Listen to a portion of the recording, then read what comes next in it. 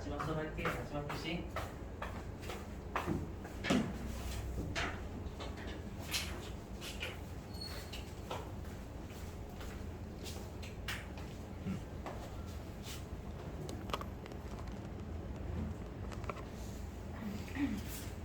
잠깐 생각한 거. 자, 이거는 여러분들 다 이제 실기하고 다 관련 있는 내용이니까요. 자, 보시면. 자, 일단은 여러분들 우리가 감가상각 방법은요, 그 감가상각 방법에 따라서 여러분들 한도라는 게 달라지거든요. 감가상각 방법에 따라서 정액법을 선택하냐, 정률법을 선택하냐에 따라서 한도 자체가 달라지기 때문에 워낙 중요한 사항이에요. 왜냐하면 한도가 달라지면 여러분 세법에서 손금을 인정받을 수 있는 한도가 달라지는 거잖아요. 그죠? 그래서 뭐냐면 감가상각 방법을 반드시 신고하라는 거예요. 신고. 좀 이따 띄우겠지만 감가상각 방법하고요. 내용연수는 그 비용에 영향을 주잖아요. 비용에 한도에 영향을 주죠. 그래서 승인사인데 승인사 보시면 그냥 자 우리가 신고를 해야 되고요. 신고를 하지 않으면 무신고시 방법을 적용한다 이렇게 돼 있어요. 마셔야 되죠, 여러분들. 시험에서는 회사가 신고하지 않았다라고 하면 무신고시는 세법에서 정해져 있는 거예요. 그래서 보시면 주로 우리 시험에는 유형자산을 많이 내니까 유형자산을 보시면 돼요. 유형자산을. 자, 여기 보시면 우리가 선택 가능한 방법이 있고 무신고시 방법이 있죠. 그랬을 때 여기 여러분들 건축물이라는 게 건물이라고 생각해 주시면 돼요. 건물이라고. 제가 아까 설명드렸지만 건물은 정액법 밖에 안 돼요. 정액법. 그래서 여기 보시면 건물은 선택 가능한 것과 무신고시 방법이 정액법 완벽하게 똑같아요. 여기까지 되셨어요? 근데 나머지 우리가 건물을 제외한 나머지 감가상각자산이 되게 많을 거 아니에요, 여러분들. 맞죠? 우리가 기계에서 기계, 비품, 차량 되게 많겠죠? 그죠? 그럼 걔네들은 우리가 선택할 수 있는 방법이 두 가지입니다. 원칙적으로 정률법과 정액법을 두 가지만 인정해요. 세법에서는. 아시죠? 인정을 하는데 네가 혹시라도 죄송해요. 네가 혹시라도 건물을 제외한 나머지 감가상각자산에 대해서 신고를 하지 않았다면 우리가 여러분 건물을 제외한 나머지는 초기에 감가상각 많이 해야 되겠죠. 초기에는 애들이 좀 수익을 많이 창출해내잖아요. 맞죠? 우리가 특히 에어컨이나 이런 복사기 같은 거는 우리가 초기에는 여러분들 애가 좀 그 A4 용지 같은 거 출력 잘 해주죠. 맞죠? 그리고 우리 컴퓨터 초기에 사면 여러분 잘 돌아가요. 되게 빨리 돌아가잖아요. 근데 시간이 지나면 저도 초기에 컴퓨터 샀었을 때 여러분들 진짜 잘 돌아가거든요. 예전에 막 뭐죠? 인터넷 검색하거나 게임 같은 거 키면은 막 빨리빨리 돌아가고. 근데 지금은 여러분 거의 먹튀는 아니지 좀 많이 느려져요. 그 말은 뭐냐면 대부분의 회사들은 건물을 제외한 나머지들은 초창기에 수익을 많이 창출해내죠. 얘가 쌩쌩하니까. 그죠? 그러면 그거에 따라서 비용도 많이 잡아야 될 거 아니에요. 맞죠? 시간이 지날수록 얘네들이 재고시를 못한다는 건 비용 적게 잡아야 되겠지. 그래서 우리가 무신고시에는 건물을 제외한 나머지 유형자산은 정률법만 인정을 합니다. 대부분의 회사는 정률법만 있으니까 그래요. 아시죠? 자, 나머지는 크게 여러분들 외우지 마시는데 요거는 좀 여기 광업용 자산이지. 광업용. 우리가 네. 안녕하세요. 자, 그럼 우리가 광업용 자산이라는 건 말 그대로 뭐냐면 광물을 채굴할 수 있는 기계 같은 거 있죠, 여러분들. 맞죠? 그런 것들이라고 생각하시면 돼요. 그러면 우리가 광물을 채굴할 수 있는 기계는 정률법하고 정액법만 인정하는 게 아니라 생산한 정도에 따라서 우리가 생각하는 게 좀 맞겠죠, 그것도. 그래서 생산량 비례법까지 인정을 해요. 네, 되셨어요? 네. 그리고 무신고시 방법 보시면 생산량 비례법이라고 돼 있죠. 왜냐하면 우리 광물을 채굴한 것만큼 생각하는 게 맞거든, 일반적으로. 그래서 우리는 생산량 비례법이라고 돼 있어요. 맞죠? 근데 무형자산은 보시면 정액법이죠. 예, 보시죠, 여러분. 가끔씩 말문제로 내긴 해요. 무형자산은 선택 가능한 방법 중에 정률법이 없어요. 예, 보시죠. 정액법이 다. 무형자산. 아시죠? 자, 됐습니다. 넘어가겠습니다, 이거.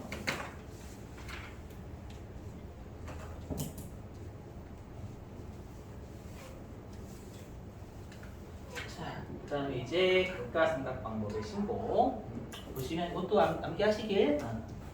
자, 우리가 재고자산에서 최초 신고 배웠죠, 여러분들. 최초 신고가 다음 연도 3월 말까지였잖아요. 그 기억나시나요? 재고자산의 평가 방법 신고? 그거랑 똑같이 갑니다. 보시면 우리가 감가상각 방법의 최초 신고는 법인세 과세표시 신고 기한이라고 있잖아요, 여러분들. 맞죠? 여기는 재고자산하고 완벽하게 일치하죠. 재고자산도 최초 신고는 신고 기한 다음 연도 3월 말까지 하는 거잖아요. 자, 근데 변경 신고는 좀 달라요. 우리가 그 재고자산에서 변경 신고는 9월 30일까지 했었잖아요. 9월 30일까지. 그죠? 근데 여기는 그 해당 과세 기간의 종료일이라고 종료일. 종료일. 그럼 종료일이니까 12월 31일까지만 하면 된다는 얘기잖아요. 내가 만약에 3기 때 변경하고 싶어. 그럼 3기 12월 31일까지만 하면 된다는 얘기예요. 9월 30일이 아니라. 되셨죠? 물론 시험에서 최초 신고하고 변경 신고와 감가상각 방법에서는 그렇게 중요한 편은 아니에요. 재고자산이 훨씬 더 중요하고요. 자, 그리고 중요한 게 요거예요. 우리가 승인사항이 일반적으로 없죠. 맞죠? 승인사항이 없고 대부분 다 신고하면 끝나잖아요. 신고하면 끝나는데 여기 감가상각 방법의 변경 신고는 여러분 보시면 여기 세무서장은 승인 여부 통지라고 돼 있죠. 여기 만약에 회사가 변경 신고를 한 거예요. 그럼 변경 신고를 했다고 변경 신고가 바로 되는 게 아니라 승인 여부를 받아야 승인 여부. 이거는 아까도 설명드렸지만 우리가 내용 연수나 감가상각 방법에 따라 세법상 한도가 바뀐단 말이에요. 이해되시겠어요? 그럼 세법상 한도라는 게 감가상각 비용 인정해 줄 수 있는 한도잖아요. 그거에 지대한 영향을 주기 때문에 너희들이 선택을 변경 신고를 한다면 그 내용 연수라든지 감가상각을 변경할 때는 그거 비용이 많이 바뀔 수 있으니까 그거에 승인을 받으라는 거예요. 변경을 할 때. 어떤 느낌인지 이해되시겠어요? 그래서 예를 들어 볼게요. 보시면 자, 그러면 우리가 여기 최초 신고는 개시일이 속하는 과표 신고 기한이니까 1기가 일반적으로 최초 개시일이 되겠죠? 그렇죠? 개시일이 속하는 과표 신고 기한이 2기 3월 말까지가 되겠죠? 그죠? 근데 우리가 만약에 2기 때 변경을 하고자 한다면 2기 12월 32일이 과세 기간의 종료일이잖아요. 맞죠? 요 기한이 되는 거고요. 되셨죠? 이렇게. 근데 여러분들이 중요성은 그게 중요하진 않아요. 미리 얘기하거든요. 그래서 말문제만 대표시 말문제만 심기에서는 그냥 회사가 뭐 제때 했다, 아니 제때 못해 안 했다라고 줍니다.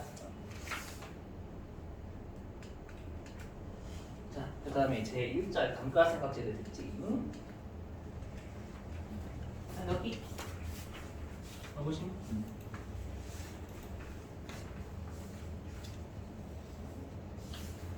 자, 뭐라고 되어 있냐면 우리가 기업 회계 기준은 여러분 잔존가액하고 내용을 수정하죠.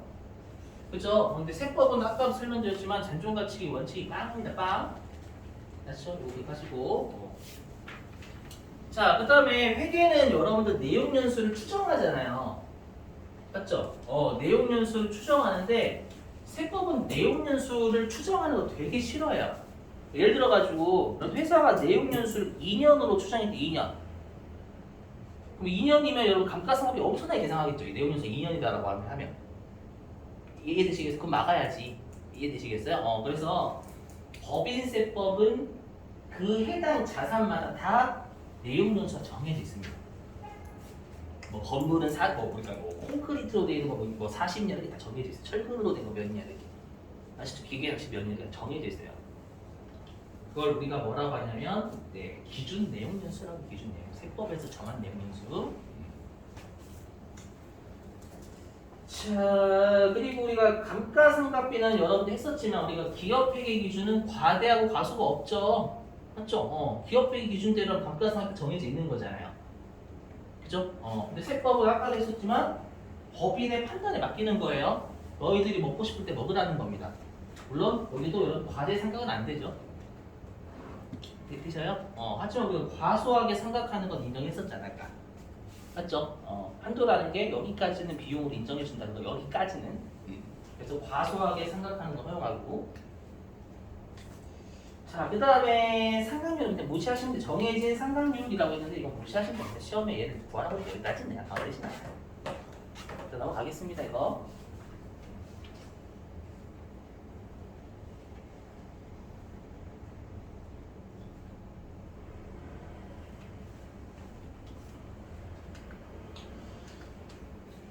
자, 그 다음에 이건 좀 알고 계셔야 돼요. 자, 들어보실게요. 자, 뭐냐면요, 여기. 자, 우리가 일반적으로 여러 내용 연수는 기준 내용 연수를 쓴다면서요. 기준 내용 연수야. 세법에서 내용 연수 다 정해놨다고 했죠. 그러면 이건 공산당이에요. 공산당. 맞죠? 내용 연수는 이렇게 해. 무조건 강제잖아요. 강제. 맞죠? 거의 북한이잖아요. 북한. 그러니까 우리나라는 민주주의 국가니까 기준 내용 연수라는 것도 있지만요. 여기 보시면 기준 내용 연수에 여기 플러스 마이너스 25%거든요. 플러스 마이너스 25%. 마이너스 25%면 75%잖아요, 근데. 그리고 플러스 25%는 125%죠. 그래서 네가 내용 연수를 신고를 하면 요 기준 내용 연수의 플러스 마이너스 25% 범위 내에서 우리가 네가 신고한 내용 연수 인정해 주겠다라고 하는 게 있어요. 예를 들어 볼게요. 이거는 좀 알고 계셔야 되는데 시험에 한 번 냈던 적이 있어요. 11번.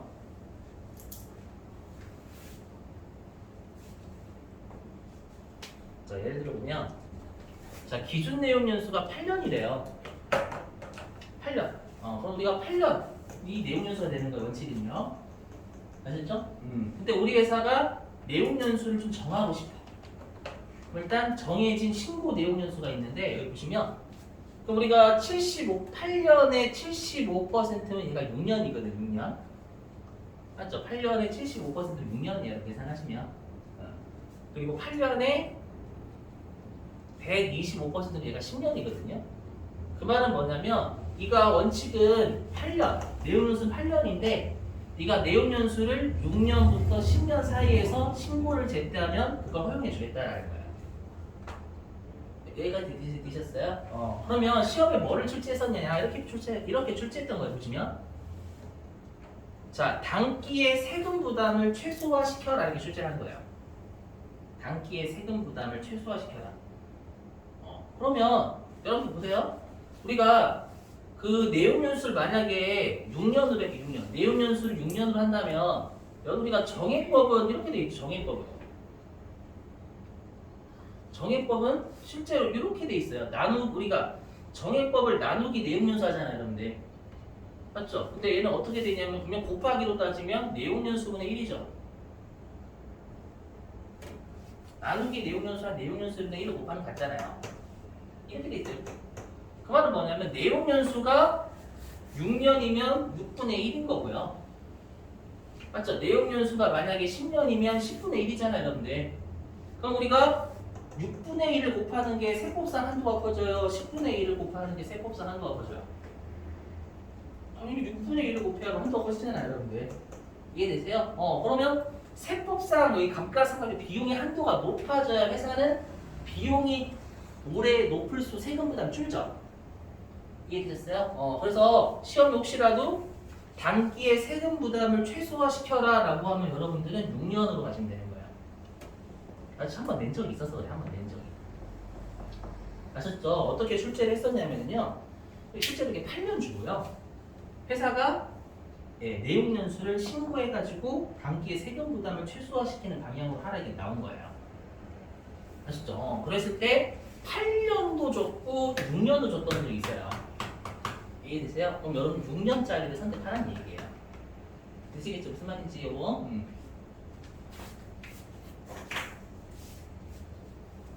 나머지는 무시하셔도 돼요, 여러분들. 시험에 나머지는 나온 적이 없어요. 넘어가겠습니다.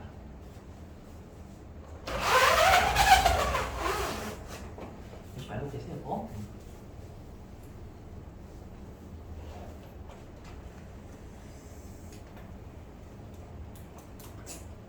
자, 그 다음에 여기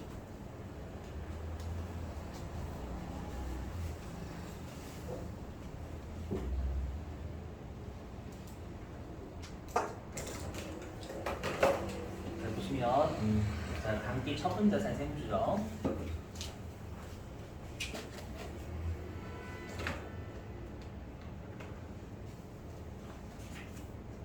보실게요.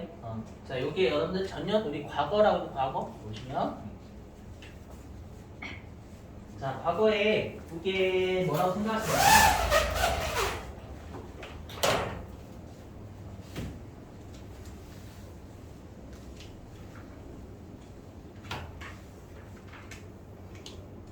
자, 여기 여러분들 우리가 과거에 삼각부인에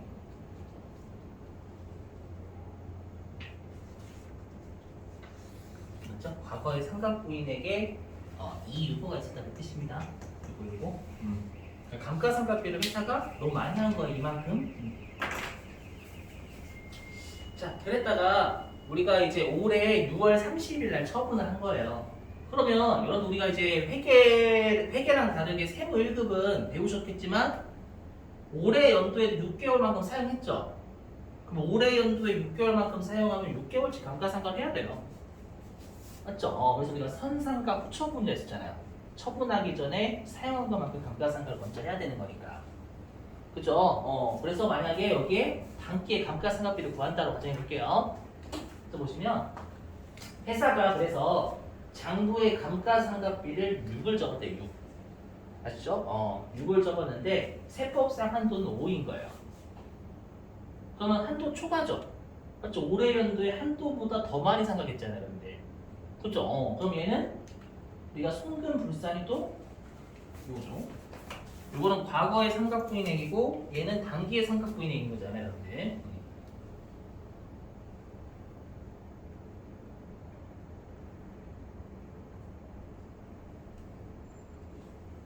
그죠? 그러면 결론적으로 여러분들 여기 처분이라는 처분. 우리가 처분하면 항상 유보가 다 추인이 일어나죠. 그죠? 그 말은 뭐예요? 우리가 여러분들 유보라는 게 요게 자산 부채 차이란 말이에요.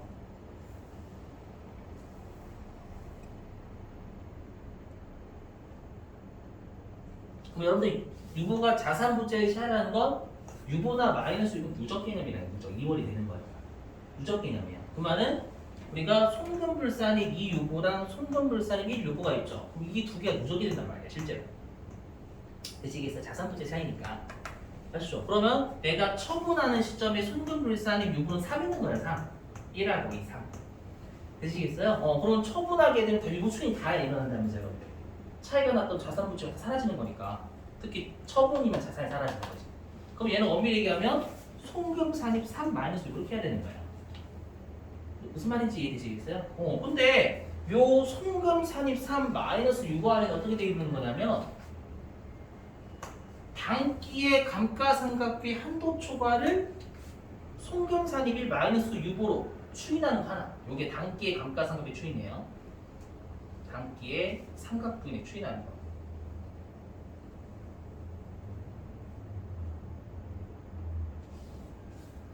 지금 요 손금산입 3 안에는 올해의 감가상각비 한도 초과를 추인하는 거잖아요. 하나나 과거의 감가상각비 한도 초과를 추인하는 거 하나랑 같이 있는 거잖아요. 여러분들.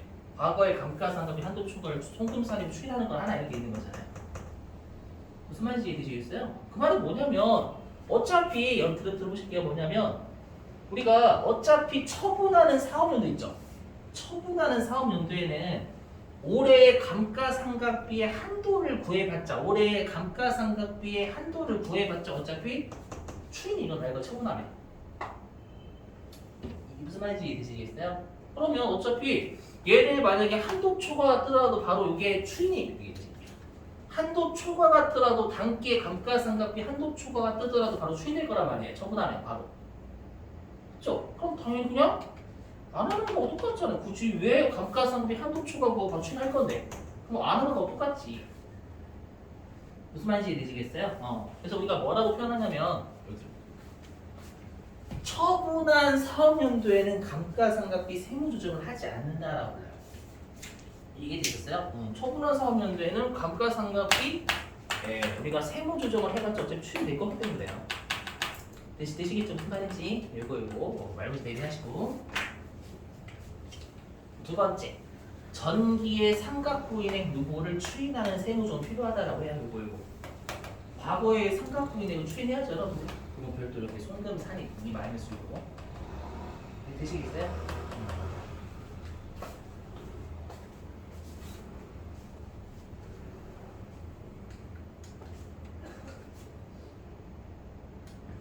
되시죠?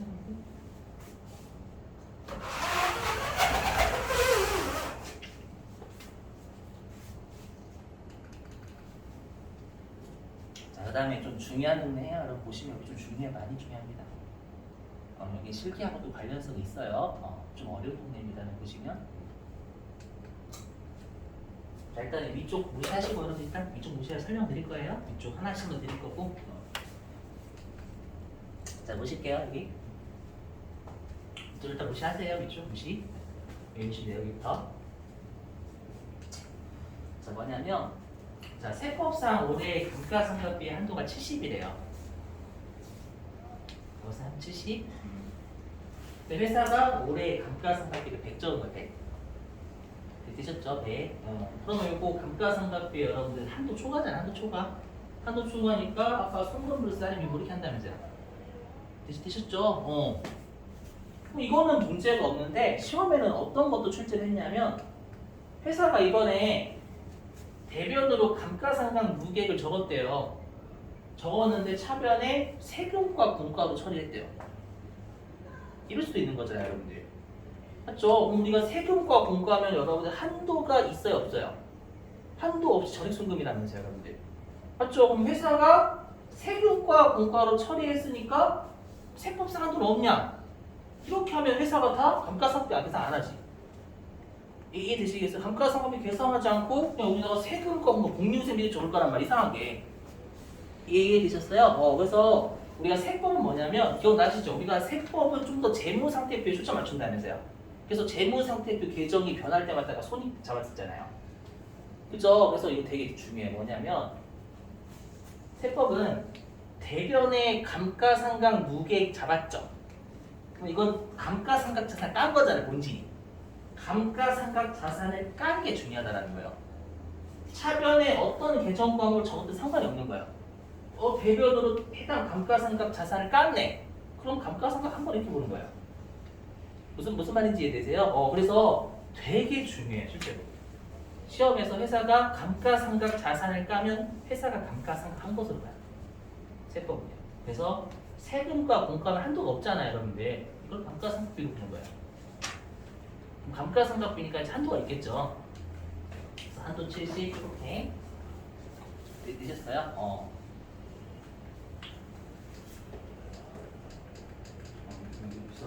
그리고 여러분 이것도 있었어요. 이거 지금 제가 지웠는데 이걸 최근에 아니고 한 90회차인가 이때 낸 적이 있어요.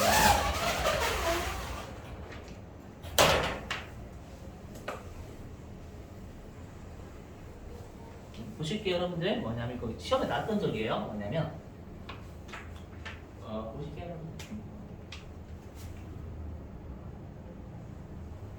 이거를 괜히 지워. 옛날에 지웠거든요. 안 나올까봐 지웠는데 여기 있었어요. 뭐냐면 회사가요, 이게 손상차손이다. 손상차손. 우리가 차변에 유형자산 손상차손 일어나면 차변에 유형자산 손상차손 잡죠. 응? 맞죠, 여러분들? 손상차손 100 이렇게 적잖아요. 맞죠? 손상이 일어났다고 하면 그쵸? 우리 여기 어떻게 적어요? 손상차손 누계.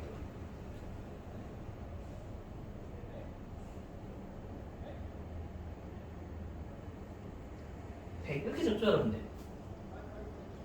그죠? 이거 배우셨죠? 유형자산 손상차손 하면 해당 자산 직접 안 빼잖아요. 손상차손 누계액이라는 간접차로 만드나요? 그래서 좀 요거를 회계에서 낸 게 아니라 세법에서 낸 거예요. 세법에서. 그 말은 뭐냐면 세법은 얘를 손상차손을 안 봐요. 뭐냐 여기. 요게 만약에 여러분들 이 유형자산이 뭐라고 할 거냐면 기계라고 해. 기계. 이게 기계장치라고 해요. 기계장치.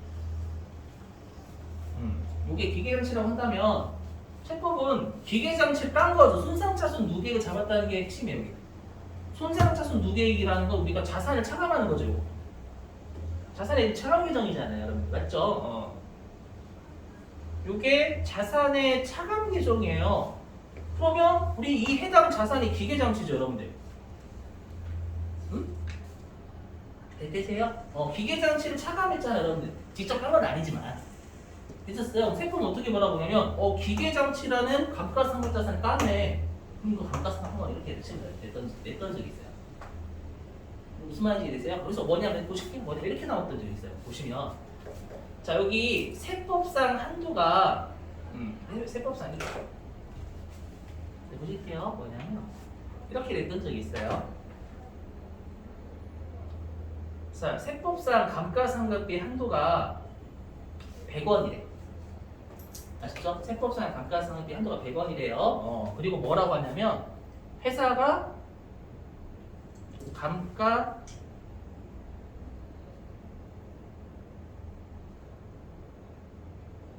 상각비를 100을 기록한 거예요. 감가상각비 100도 기록하고 손상차손도 100 기록했다는 게 실시한 거예요. 되셨어요? 세법상 한도는 100원이래. 그럼 사람들이 어떻게 하는지 알아요? 세무조가 없다라고. 없지 당연히. 왜냐면 한도는 100인데 회사가 감가상각 100 기록했으니까. 되셨어요? 근데 이건 세무 한도가 있어요. 뭐냐? 요거예요.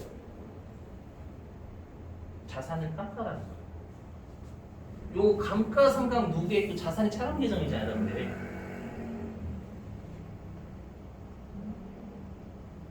그죠? 그럼 세법에서 본질이 뭐냐면 감가상각 자산을 둘 다 손상차손 누계액이 됐든 감가상각 누계액이 됐든 자산을 차감했잖아요, 여러분들. 그럼 자산을 차감했으니까 중요한 게 뭐냐면 감가상각 자본을 해서 나온 겁니다. 아시죠? 그래서 어떻게 된 적이 있냐면 회사가 감가상각비 100을 기록했죠. 그죠? 100 기록했고 세법은 얘를 손상차손으로 보는 게 아니라 대변으로 감가상각자산을 깐 거니까 이것도 감가상각한 것으로 보는 거예요. 되셔요? 그래서 어떻게 되냐면 우리가 세법에서 그렇게 바라보는 것도 장부가 한 것처럼 본다면서요. 기억나세요? 우리 적대비할 때 세법상 한도 구할 때 비교해야 될 회사 계산은 세법상 금액하고 비교하는 거예요. 기억나시죠? 그러면 정식으로 100 적었고 세법은 이걸 감가상각 한 것처럼 보는 거예요. 보니까 회사가 감가상각 200 한 것처럼 보는 거예요. 한도가 100이니까 한도초가 안 나오는 거예요. 이렇게 최근에 됐던 적도 있어요. 실제로 나중에 지금 풀어보시면 돼요. 아시죠? 그래서 세법에서는 감가상각의 본질이 감가상각 자산 깎아가 중요해요. 대전과는 상관이 없어요. 아시죠? 요게 좀 많이 중요해요.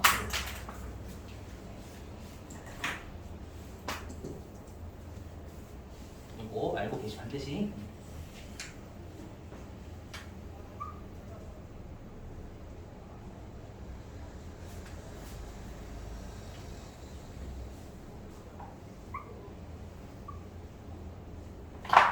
그래서 제가 이쪽에서는 회사 계산 상각비를 보시면, 그래서 여기 보시면 여기는 회사 계산 상각비는 단기에 장부상 누계액의 증가라고 했죠. 여기 누계. 여기서 감누가 됐든 지금 지웠는데 손누가 됐든 손상해서 누계액 손누가 됐든 감가상각자산은 깎아라기 핵심인 거예요. 아시죠? 무슨 말인지 요거. 자, 그 다음에 이제 문제는 얘가 아니라 아까 했던 우리가 오류수정 있죠, 오류수정. 이 기억나세요? 오류수정 때문에 오류수정 냅니다. 감가상각에서 보시면. 자, 장부가요. 이렇게 해볼까요? 일단 해볼게요, 여러분들. 뭐냐면, 사례 좀 들어볼게요. 전기에 감가상각비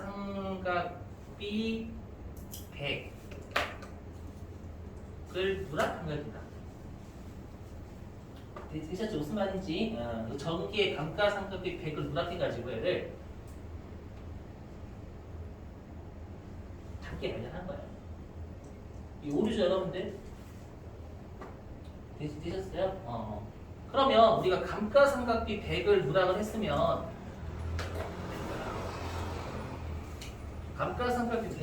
했으면 비용이 과소되지. 비용이 과소. 맞죠? 비용을 적었어야 되는데 안 적으니까 과소. 그럼 이익이 어떻게 돼? 과대죠, 과대. 맞죠? 이익이 과대가 됐으니까 우리가 어떻게 해야 돼? 얘를 단기에 발견했으면 이익을 줄여야 되겠지.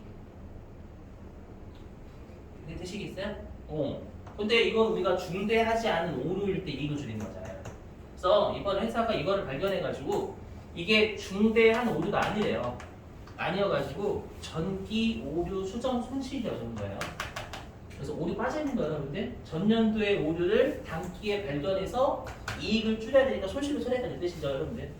이걸 중대한 오류가 아니어가지고 비용 처리한 거예요. 되셨죠? 그러면 이게 회사 입장에서는 전년도 거란 거죠. 전년도 것을 올해 한 거잖아요. 회사 입장에서는. 근데 우리가 제가 이걸 왜 하냐면은 세법은 그렇게 안 본다는 거. 아까 감가상각비 본질이 뭐예요? 세법은. 네가 장부에 적었을 때 인정해주게 되고였잖아요. 맞죠? 그러면 세법을 이렇게 보는 거예요. 전기의 감가상각비 100을 누락하면 회계 입장이고 세법은 전기에 네가 감가상각비를 안 적었어? 전년도에 먹기 싫었나 보지 이렇게 생각하는 거예요. 되시겠어요? 여기 계시면 여기 계시. 세법은 감가상각비가 결산조사니까 장부에 적었을 때 인정이라면서요. 그러면 회계 입장에서는 전년도에 안 한 걸 단기한 거죠. 하지만 세법은 전년도에 잘못한 게 아니라 전년도에 너가 안 먹고 싶은 걸 보는 거예요. 이해되셨어요? 근데 올해 연도에 장부에 적었죠. 이건 올해 연도에 적은 거죠, 여러분들. 그럼 올해 연도에 적었으니까 올해 연도에 감가상각비 적은 거네 이렇게 말하는 거예요. 이게 결산조사의 핵심이에요. 세법 관점 이해되시겠어요? 무슨 말인지? 그래서 올해 감가상각비 적었네 이렇게 말하는 거야. 전년도에 오류가 아닌 거야, 세법 입장에서. 전년도에 안 적었으니까 전년도에 먹기 싫었나 보지 뭐. 올해 적었어? 아니 올해 먹고 싶고 올해 감가상각 먹고 싶었나 보네 이렇게 말하는 거야. 되시겠어요? 그래서 본질이 올해 대변으로 감가상각 자산을 깠다. 이게 핵심이에요. 여기 개정은 하나도 안 중요해. 아주 세금과 공과는 전기후 수능실의 대변에 올해 감가상각 무계획을 적었네. 감가상각 자산을 깠네. 감가상각 한 번에 이렇게 보는 거야. 되시겠어요? 그럼 세법상 한도 똑같이 60은 있는 거예요, 이거는. 그래서 여러분이 나중에 얘를 회사 계산 감가상각비 집어 넣으셔야 되는 게 핵심이에요, 이 두 개를. 이 두 개를. 왜냐하면 회사가 감가상각 한 곳으로 보니까. 그러니까 시험 이렇게 줄 거예요. 회사가 정식으로 감가상각비 100 적었다. 라고 하면 여러분 100을 적는 게 아니라 200을 적으셔야 돼요, 200.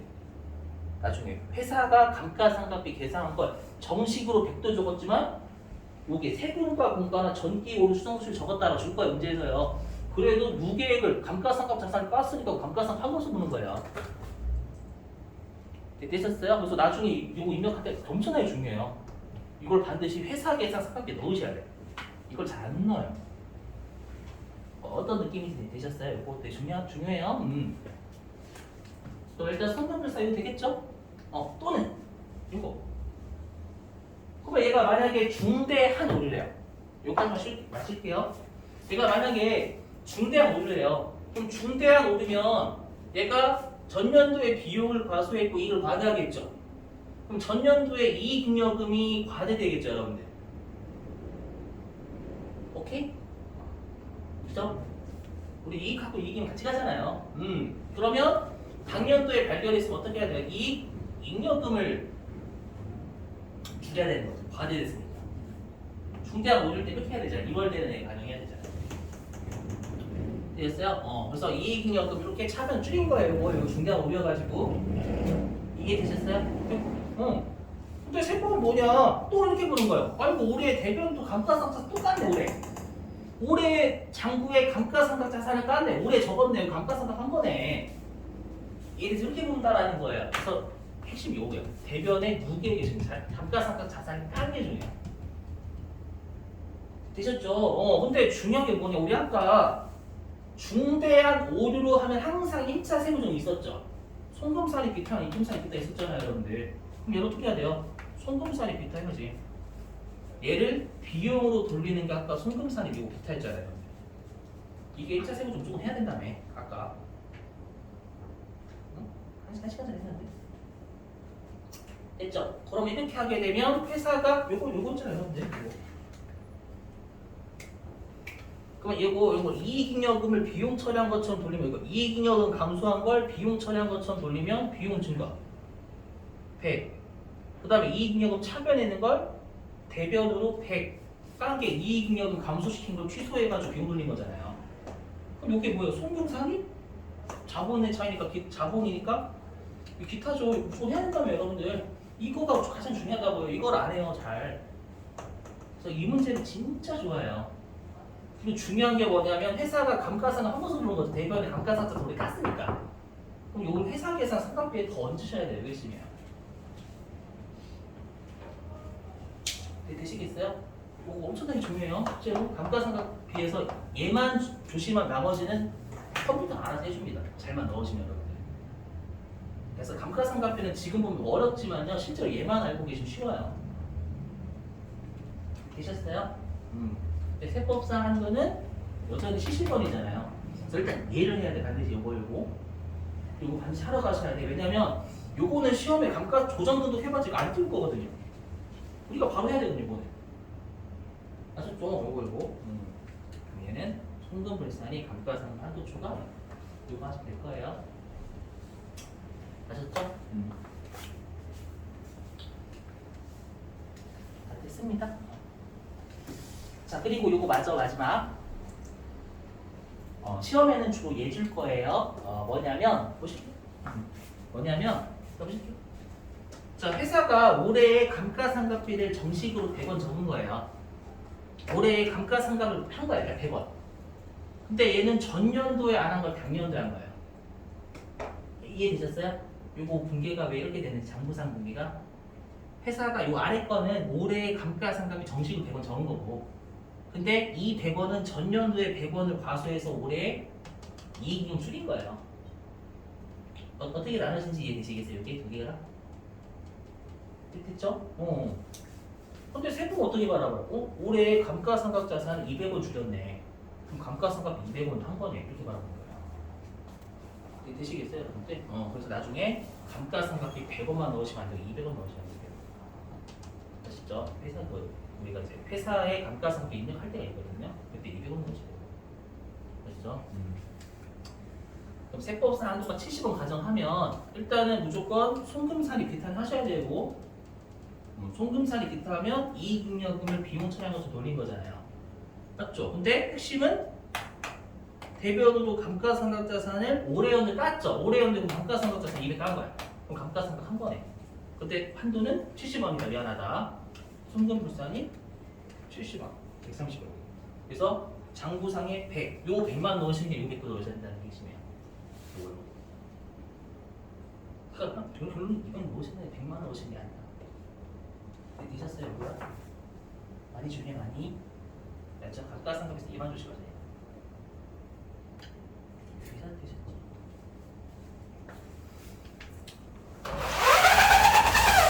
오늘 여기까지 할게요. 내일 마저 여러분 좀 어려운 개념 하나 설명하고 그다음 바로 실기하도록 하겠습니다. 감가상각비는 여러분들 좀 이론은 어려운데 실제 실기 입력할 때는 그게 어렵진 않아요. 뻥인지 아닌지 실제로 여러분 해보시면 알아요. 그래서 요것만 좀 주의하시면 감가상각비 그게 어렵진 않습니다. 컴퓨터가 알아서 해줍니다. 자, 여러분들 내일 뵙도록 할게요. 마쳐 수고하셨습니다. 네, 감사합니다.